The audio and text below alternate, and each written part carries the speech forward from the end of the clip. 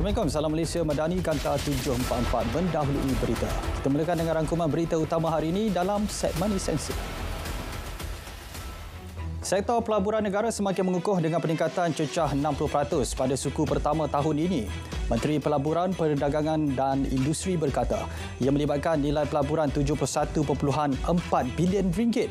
Ia disumbangkan antaranya pelaburan syarikat semikonduktor Jerman yang menambah pelaburan 25 bilion ringgit di Kulim Kedah, sekaligus menjana pertumbuhan industri produk elektrik dan elektronik negara ini.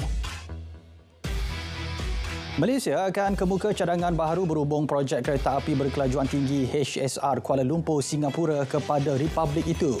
Perdana Menteri berkata ia akan dibuat selepas keputusan awal peringkat kerajaan diperoleh. Kerajaan Singapura telah menyuarakan kesediaan mengadakan perbincangan semula bersama Malaysia berhubung projek itu. Pengerusi MyHSR Corp juga memaklumkan kos projek dibiayai pihak swasta sepenuhnya. 119 tempat berteduh motosikal baharu bakal dibina di Lebuh Raya Bertul di seluruh negara menjelang 2024. 40 daripadanya akan siap tahun ini. Menteri Kerja Raya berkata inisiatif itu dilaksanakan di bawah Bitara Malaysia Madani. Setakat ini terdapat 353 tempat berteduh motosikal sedia ada yang dihaskan untuk pengguna Lebuh Raya.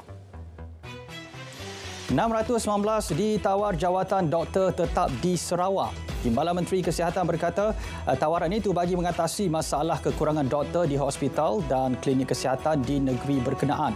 Daripada jumlah itu, 395 telah menerima serta melapor diri, 50 orang menolak manakala 70 orang belum memberi maklum balas.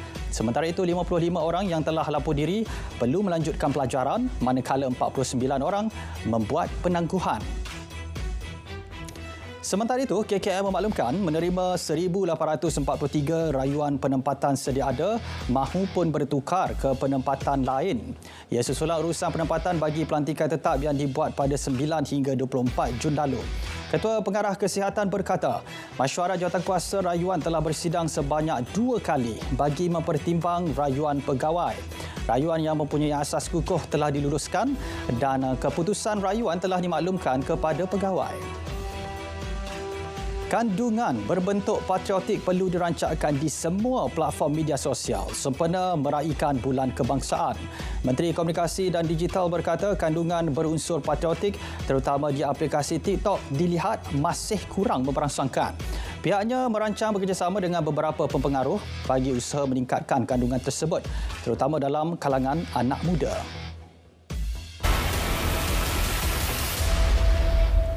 Baik, ia merupakan kunjungan hormat kepada Sultan Kedah. Demikian menurut Perdana Menteri sekaligus menafikan dakwaan beliau membawa hartawan Indonesia menghadap Sultan Kedah bagi memohon melombong unsur nadir bumi REE. Dakwaan itu dibuat Menteri Besar Kedah.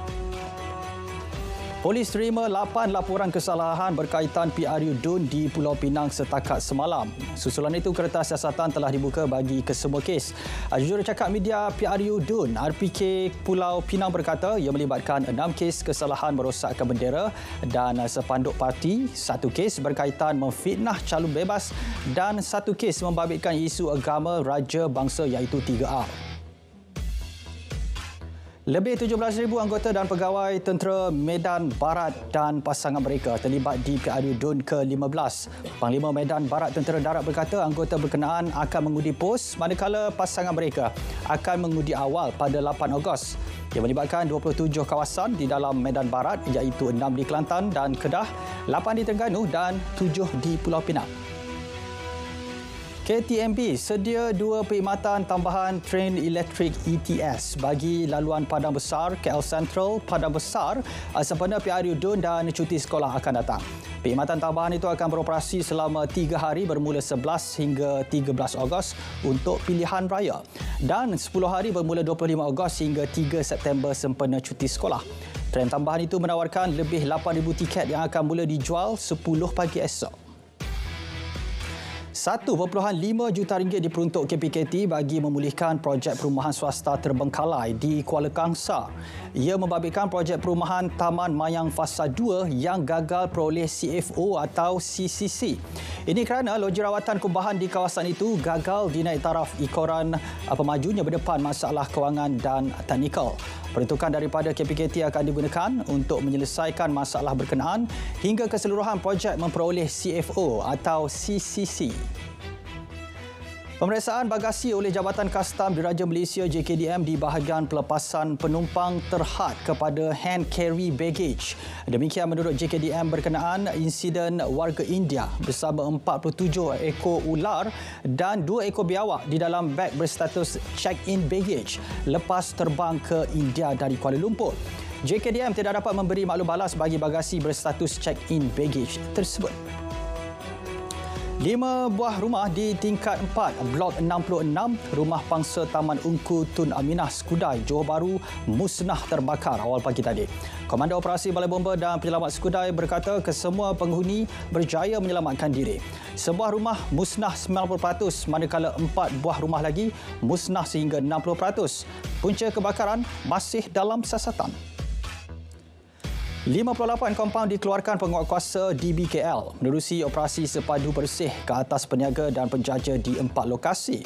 Ia membabitkan pelbagai kesalahan termasuk berniaga tanpa lesen sah, premis kotor dan gagal dapatkan suntikan typhoid. Operasi diadakan pada Rabu membabitkan pemeriksaan 62 premis. Hasil pemeriksaan, 1 premis diarah tutup. Siasatan berhubung pencemaran bau di Sekolah Kebangsaan Sungai Tiram dan Sekolah Agama Sungai Tiram Johor Bahru diperluas. Esko Pelancongan Alam Sekitar, Warisan dan Budaya Negeri berkata, sampel di 6 buah kilang di kawasan Ulu Tiram telah pun diambil. Namun hasil ujian mendapati kilang tersebut bukan punca pencemaran.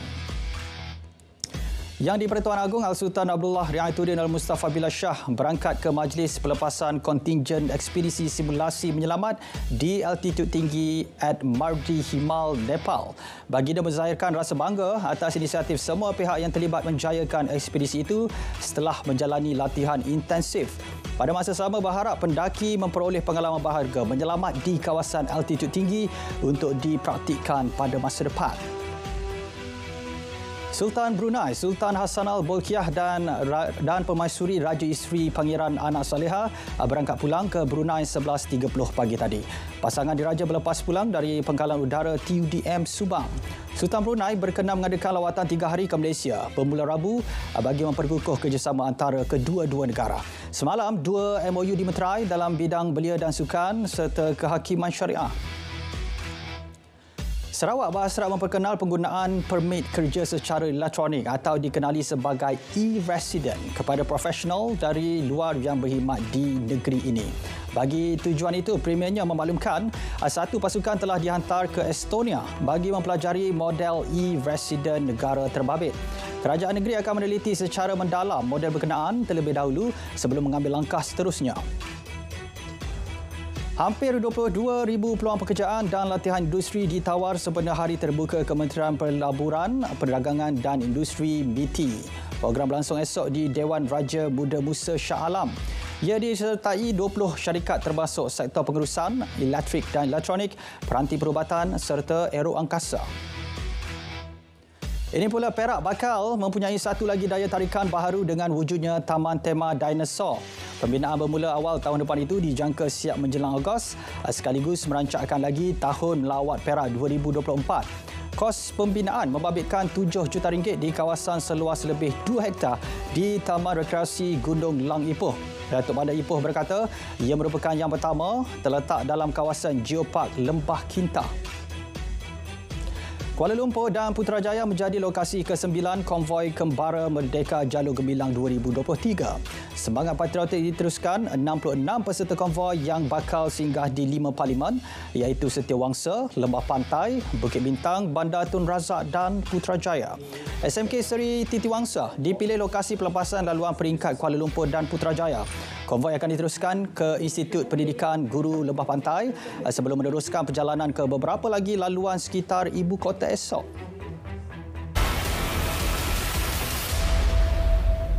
Baik, 474 produk teknologi dan perkhidmatan berjaya dikomersialkan menerusi pengkomersialan Malaysia MCY. Perdana Menteri berkata ia melibatkan nilai hasil lebih 540 juta ringgit di pasaran domestik dan antarabangsa sepanjang 2016 hingga 2022. Penyertaan Malaysia di Expo 2020 Dubai pula menjana pulangan pelaburan dan perniagaan bernilai lebih 9 bilion ringgit. Perdana Menteri hari ini merasmikan sidang kemuncak Tahun Pengkomersialan Malaysia 2023. Statistik upah pekerja sektor formal suku tahunan diterbitkan buat julung kali. Ia bagi memenuhi permintaan yang meningkat terhadap maklumat kedudukan gaji rakyat Malaysia. Menteri Ekonomi berkata, ia juga bertujuan membantu kerajaan menggubal dasar dan memantau isu berkaitan gaji dan upah secara berkala dan terperinci. Antara dapatan utama laporan termasuk statistik upah mengikut jantina, umur, sektor dan taburan upah pekerja mengikut negeri dan kelas upah. Median upah bulanan pekerja formal warga negara meningkat 8.3% kepada RM2,600 pada Mac 2023. Bagi tempoh sama tahun lalu, jumlahnya RM2,400. Laporan Dozer menyatakan bilangan pekerja formal yang dicatat pada Mac tahun ini ialah 6.45 juta orang. 55% daripadanya pekerja lelaki dengan median upah RM2,644 sebulan. Bakinya pekerja wanita dengan median upah bulanan RM2,545. 3 juta warga Selangor yang beragama Islam akan menerima manfaat menerusi program insurans am Selangor Insan Takaful yang dilancarkan hari ini. Menteri Besarnya berkata ia menawarkan perlindungan insurans kemalangan diri berkumpulan secara percuma. Program yang merupakan kesinambungan dari program Insan konvensional tahun lalu telah ditambah baik dengan menitik beratkan elemen patuh syariah. Ericsson memilih Malaysia jadi salah satu daripada 11 lokasi pembuatan utama produk 5G-nya di dunia, sekaligus menjadikan Malaysia sebagai negara pertama di Asia Tenggara bagi hak penghasilan produk 5G syarikat tersebut. Inisiatif itu dapat memberi impak positif kepada ekonomi Malaysia, termasuk penyediaan peluang pekerjaan. Juga perkongsian maklumat teknikal kepada pekerja tempatan dalam bidang berkaitan. Cyberview Sdn Bhd mengukuhkan komitmen merajui pembangunan Cyberjaya sebagai hub pelaburan teknologi global berasaskan amalan alam sekitar, sosial dan tadbir urus ESG. Kala itu pihaknya mengadakan forum yang menghimpunkan peserta industri lanskap tenaga dalam usaha mempercepat kecekapan tenaga di Cyberjaya. Antara perkara yang dibincangkan termasuk pengurangan penggunaan tenaga solar dalam pembangunan dan bekalan kuasa alternatif. 2 tentera laut Amerika Syarikat ditahan atas dakwaan menjadi pengintip China. Mereka disyaki menjual maklumat rahsia kepada negara tembok besar itu. Ini termasuk manual untuk kapal perang, sistem persenjataan dan radar selain maklumat latihan ketenteraan Amerika. Beberapa individu ditikam seorang penjenayah di stesen komuter Seoul, Korea Selatan. Insiden berlaku semalam turut mencederakan 14 lagi individu. Seorang pekerja dilihat sedang membersihkan kesan darah mangsa di lokasi serangan. Beberapa hari lalu, kejadian seumpamanya berlaku di stesen Silim yang membunuh seorang dan mencederakan 3 yang lain. 13 drone tempur Ukraine menyerang infrastruktur utama Rusia di semenanjung Crimea semalam. Rusia bagaimanapun mendakwa sistem udaranya berjaya menghancurkan 10 drone berkenaan. Manakala 3 lagi drone dilumpuhkan sistem peperangan elektronik. Tiada individu terkorban maupun kerosakan infrastruktur dilaporkan. Kerajaan Colombia dan kumpulan pemberontak ELN adakan gencatan senjata mulai semalam. Kesepakatan diperoleh menerusi rundingan membabitkan wakil kerajaan, ELN dan masyarakat sivil. Kesemua pihak komited atasi keganasan bagi membina demokrasi baharu. Colombia dicengkam perang saudara lebih 5 dekad membabitkan pemberontak, tentera berhaluan kanan dan pasukan separa tentera. Ia mengakibatkan 220,000 orang terbunuh dan berjuta-juta lagi hilang tempat tinggal. Sekurang-kurangnya 18 maut manakala 23 lagi cedera selepas sebuah bas jatuh ke dalam gaung di barat laut Mexico. Bas membawa 40 penumpang dalam perjalanan dari Mexico City ke Tijuana. Majoriti yang berada dalam bas adalah warga asing yang mencari perlindungan di Amerika Syarikat. Pemandu bas turut ditahan kerana dipercayai membawa laju sehingga menyebabkan ia hilang kawalan. Kanta 744 berakhir di sini. Menyusul selepas ini berita perdana bersama Andy Reza Rohadian dan Dian Nawai untuk paparan lebih komprehensif. Saya Azam Husin, Malaysia Madani, tekad perpaduan, penuhi harapan.